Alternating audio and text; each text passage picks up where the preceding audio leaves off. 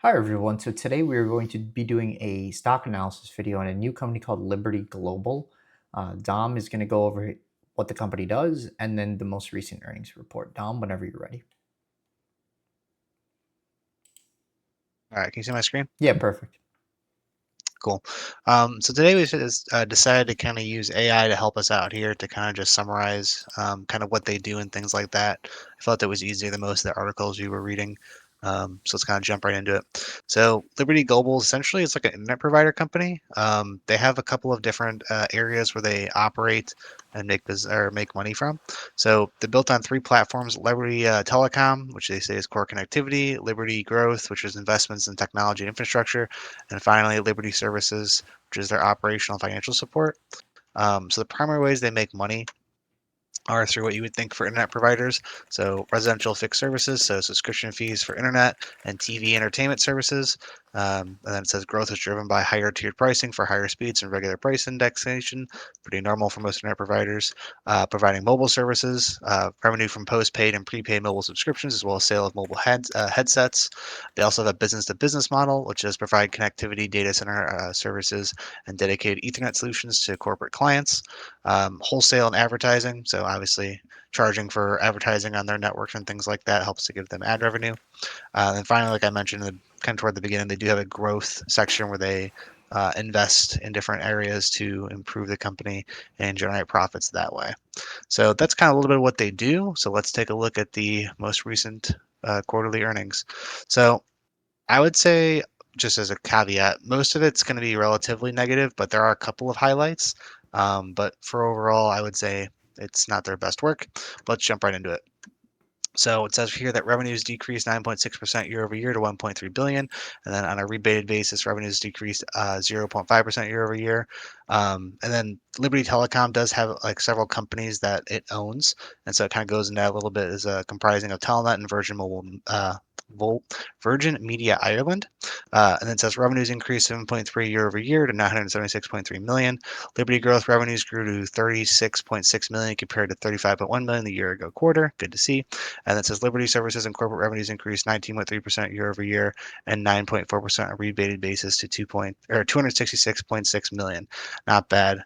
Then again, it gives a little bit more detail on those other companies I mentioned for Q4. So it says Telenet revenues of 842.3 million, which is an increase of 7.8% year over year on a reported basis, and then declined 1.3% on a rebased basis.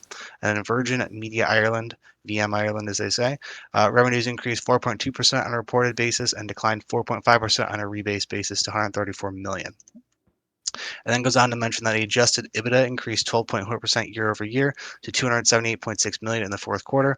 And then on a rebase basis, adjusted EBITDA declined 0.9%. Consolidated Liberty Telecom adjusted EBITDA rose 0.9% year over year to 365.3 million. Not too bad. It's not too large, but not too bad. Telecom's adjusted EBITDA declined 1.8% year over year to 305.4 million and was down 9.9% on a rebased basis. VM Ireland's adjusted EBITDA increased 17% year over year to 59.9 million and grew 7.3% on a rebated basis. So again, there's some positives, some negatives. Some metrics are being hit, others are a little bit of a decline. But they're not huge jumps or declines, but it's a little bit here, a little bit there. Um, Article goes on to mention a little bit more about the business itself. Telenet itself lost 4,600 fixed line customers and added 12,400 broadband customers with 2,900 postpaid mobile subscribers in the reported quarter. So, like I said, lose a little bit here, gain a little bit there. In the end, it's pretty neutral for the most part. It says that the fixed average revenue per user in the fourth quarter was 63.32 pounds or euros, down modestly from 0.7% year over year. And then VM Ireland lost 4,200 fixed line customers and 3,400 broadband customers in the reported quarter. VM Ireland gained 1,500 postpaid mobile subscribers during the fourth quarter. And then finally, it goes on to mention VM Ireland's fixed ARPU was 68.2 euros, declining 1.1% year over year. So overall, I mean, you can kind of just see kind of where the lines being drawn here. There's always going to be a little bit of some good, a little bit of some bad. There really isn't anything that's like overly awesome, but also like overly terrible. So I would definitely say this quarter was more of a mixed bag. I can go in and kind of read the rest of it if you really wanted to, but you're going to see very similar stuff where it's marginally better, marginally worse. So it's just kind of more or less neutral for the quarter. So that's kind of what we're seeing here. I'll let Matt take over now, kind of get a deeper dive into their financials and kind of see how that's playing out. Okay, thank you, Dom. Yeah. Now, their outlook, according to Tipranks, is not great. They're a hold. You have four holds, one sell, and 1% downside. Currently trading at $12 a share, 12.88 a share. Average of 12.70 and a low of $11. So be careful. This company, it does not look great at all. When we take a look at future free cash flow growth. Right now, free cash flow is negative 132 million.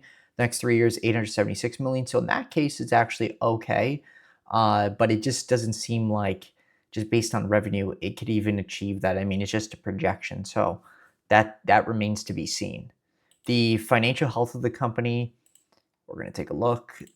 It has certainly gotten better. I'll give them that. The debt was horrible, and it has come down significantly. The equity's higher. So, I mean, look, the picture for that doesn't look that bad uh, in comparison. So that's okay, and I'm glad they're paying down the debt. It looks like they could even get it down, hopefully lower. When we take a look, however, to my DCF is going to be a little bit strange. I wanted to point this out. I usually do free cash flow to equity, which is shareholders, back to the shareholders. This is, for people that don't know, FCFF, the acronym, stands for free cash flow to the firm. So that includes like debts and things like that, but it's money that it includes shareholders and the firm, of course. So you do need to be aware that the modeling will look a little bit different.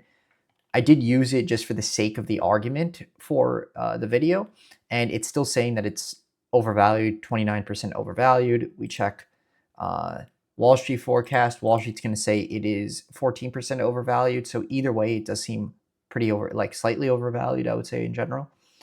When we take a look next at the net income, which you got to be careful of, this is like the killer. We have 13.4, I think 13.4 billion, or yeah, I think it's 13.4, excuse me, 13.4 million.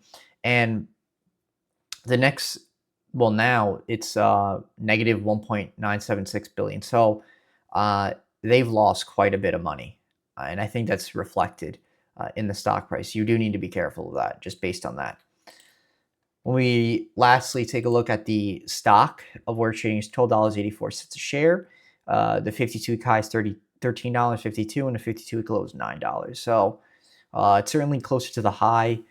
I mean, if you really wanted to, wait until you get to that $9. But I would say in general, you got to pretty much stay clear of the company. Dom, is there anything else you wanted to say?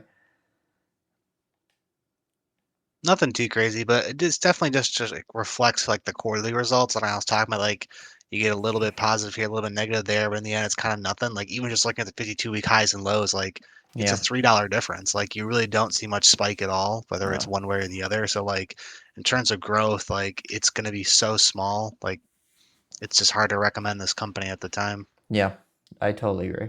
All right, thank you, Dom. Thank you, everyone. Yep. Thank you.